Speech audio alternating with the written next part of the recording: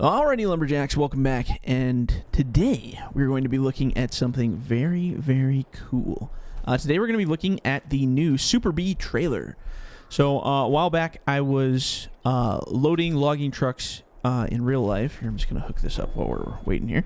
I was loading real trucks up, and some people had mentioned that the trailers, they really like that style, how they get loaded onto the back of the trucks. And then everybody was like, well, why can't you do that in-game?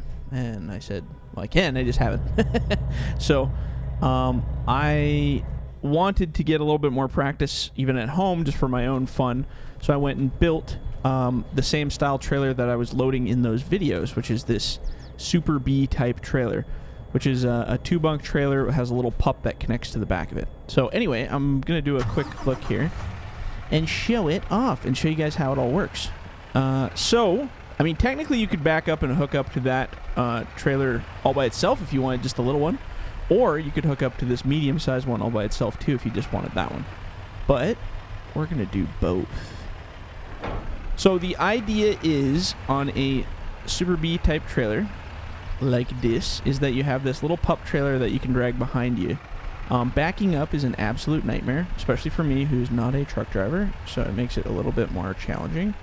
So when you get 2 on there, backing up can be a bit of a challenge, but the idea is that you can take that bunk on the back and add that extra bit. You can also put longer logs on the back because you have a little bit more space between the bunks. Technically, you can do whatever feels right.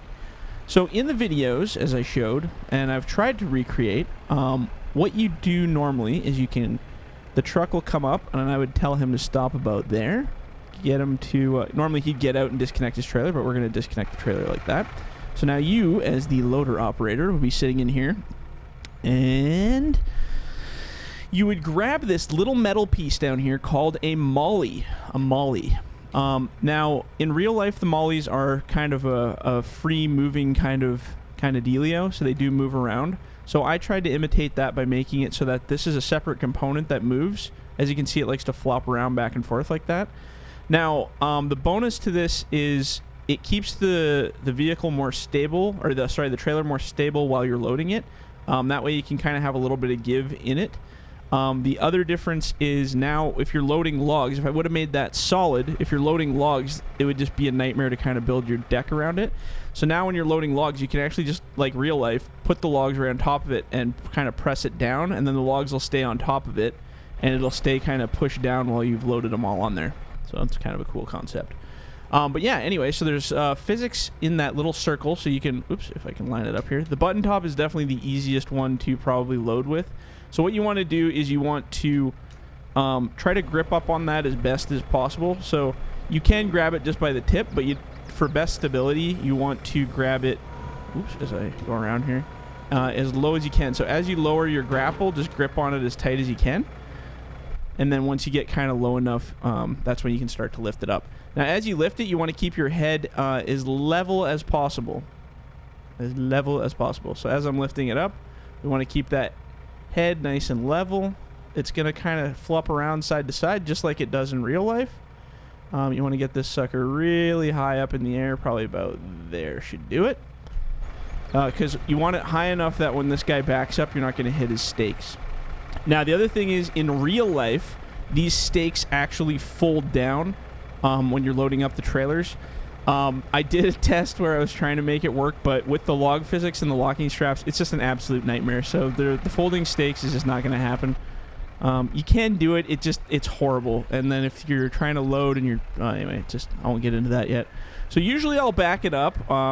If I'm the operator, I'll want it kind of so that stake right here with the one with the 2 little bumpers here is kind of almost not quite in line with me, maybe even ahead a bit, like kind of like right about there is where I like it, because that way you can kind of see the back side of it while you're loading it. So these little 2 bumpers down here is where that back tire up there sits right in this little bumper here, and that front bumper will hit that front tire. Now the stakes on this guy are really, really, really tight, as some trailers are, just like real life. So now this is the fun part where you get to test your skills as an operator, and you can load it. So I did it this way, but you guys in, real you know, if you're real life operators and you've done this stuff, can do it however feels right for you. I like to kind of have it ahead a bit so that I can see kind of where my tires are going, so I can see down that line of the stakes. And then what you want to do is kind of slide this, and it's going to spin on you, so you got to kind of play with your head.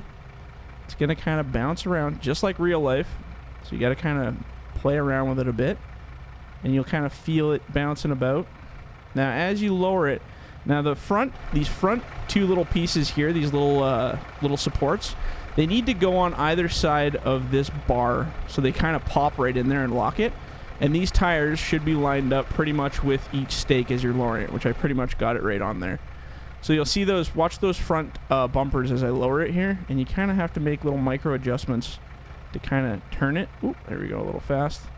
And don't spin it too quick because you'll bust those things off, which I've done in real life to a guy's trailer one time. And then they'll just kind of, back up a little bit. And it is this tight in real life. You got to be just finicky to get it right on there.